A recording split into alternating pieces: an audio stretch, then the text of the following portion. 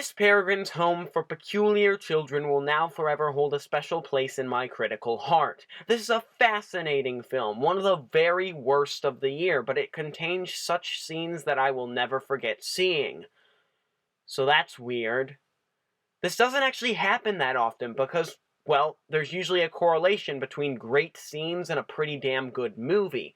But every once in a while, a movie actually comes up that is, as a whole, really, really bad, but contains such mind-meltingly amazing moments that it's hard to recognize just how bad the movie actually is. It gets even more difficult when a director like Tim Burton is helming the whole enterprise, because Burton, while not always great, has always been genuinely unique and informed by large melodramatic emotions that are sumptuous to take in. That's the reason why Miss Peregrine can be a really god-awful movie, but also awesome. The largest problem is that there's not actually much of a plot.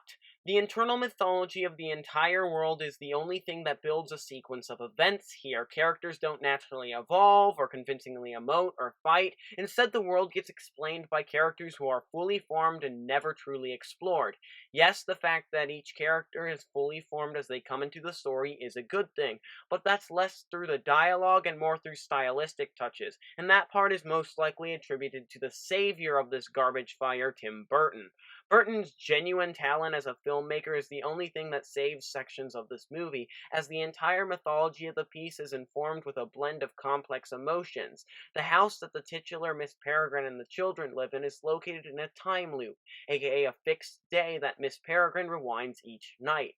The day happens to be one in which a bomb was dropped on the house that the children lived in, killing all of them.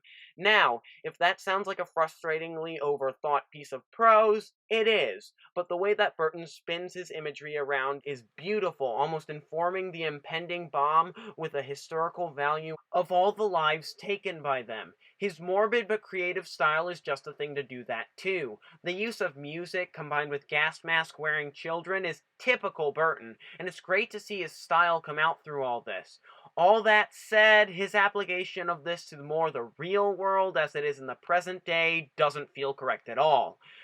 That is until Burton pulls out the rock music and the CGI monsters and skeletons fighting each other in an amusement park. Once that scene hits, it's hard not to be swept up in the propulsive action that Burton puts on screen, even if it does feel very small scale. It's hard to believe that he even has put some of these images on screen, and the effect is truly breathtaking in its absurdity. These small flashes of absolute amazingness cannot save what is still ultimately a drab, no-stakes mess. The actors even feel a bit off. Asa Butterfield acts somewhat whiny and just unsympathetically as the lead, and Eva Green is boring, something I never thought was possible. The only person who comes out of this without truly embarrassing himself is Samuel L. Jackson, who is so pitch perfect but underutilized as the villain it's almost fascinating.